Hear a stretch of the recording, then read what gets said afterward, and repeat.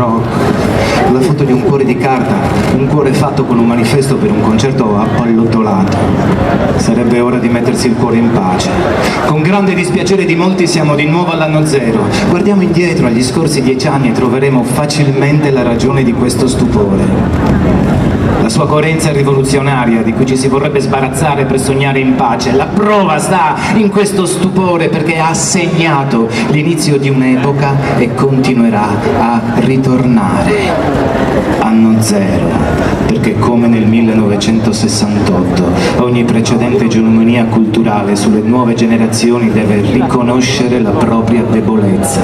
Lo spiacevole 1968 non finirà più, mostrando contemporaneamente la fine di ogni pretesa di egemonia culturale sui giovani. Il pubblico si è mostrato in forma diversa, è divenuto una cosa diversa, come un incubo di questa cultura e di questa società, la sua coerenza rivoluzionaria di cui ci si vorrebbe sbarazzare per sognare in pace la fine della cattiva letteratura del riflusso, che era essa stessa una pretesa di egemonia. Il pubblico si è mostrato in forma diversa e è divenuto una cosa diversa. La prova sta proprio nella vastità delle reazioni che i mass media sono trovati a registrare. L'arena è bastata a interrompere questo cattivo sogno che vorrebbe continuare a vendere i propri prodotti che nessuno vuole più.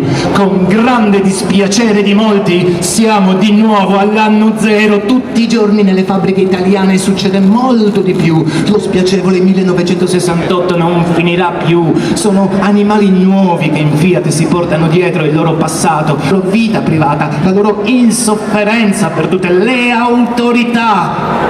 La Fiat teme il loro odio per la fabbrica. Il potere da una parte, i giovani dall'altra.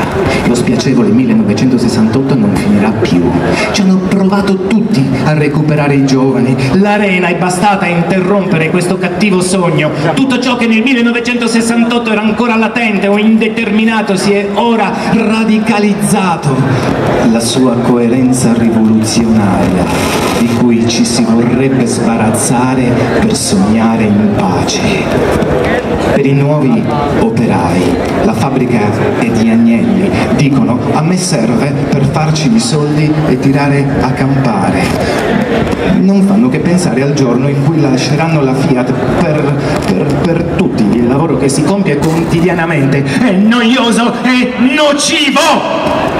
La Fiat teme per il loro odio per la fabbrica, e cioè la musica, lo stereo, il viaggiare, il leggere, l'andare al cinema. I capi Fiat non hanno mai visto gli operai ridere e gli viene una rabbia della Madonna.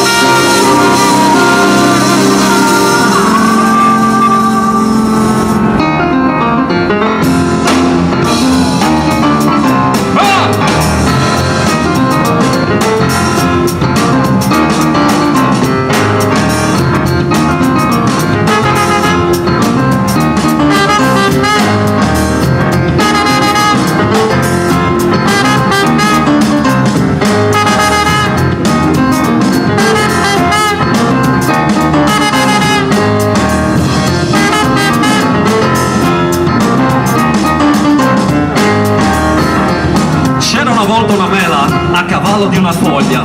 Cavalca, cavalca, cavalca. Insieme attraversarono il mare. Impararono a nuotare.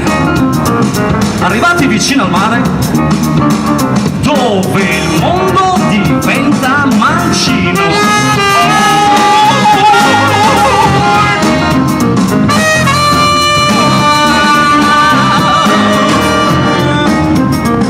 La Mela lasciò il suo vecchio vestito e prese l'abito da sposa più rosso, più rosso. La foglia sorrise. Era la prima volta di ogni cosa.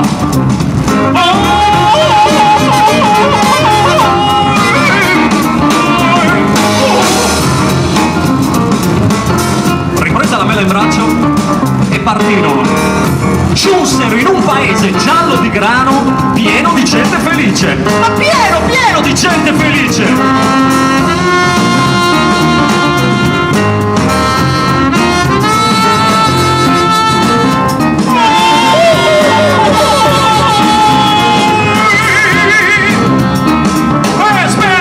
Kansas City.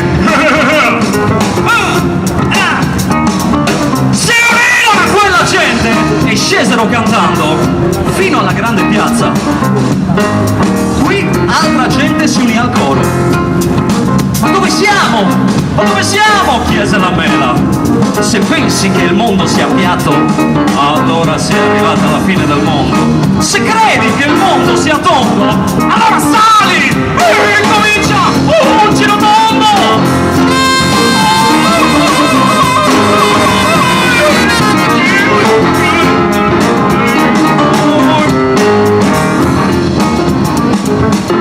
E la Mela salì. La foglia invece non aveva capito, salutò, rientrò nel mare e nessuno la vide più.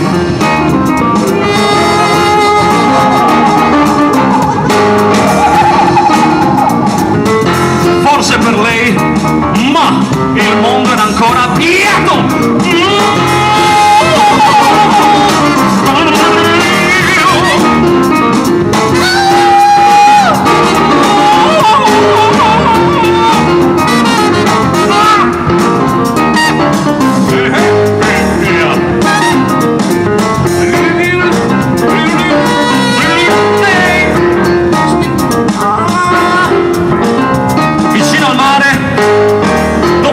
Diventa mancino, dai.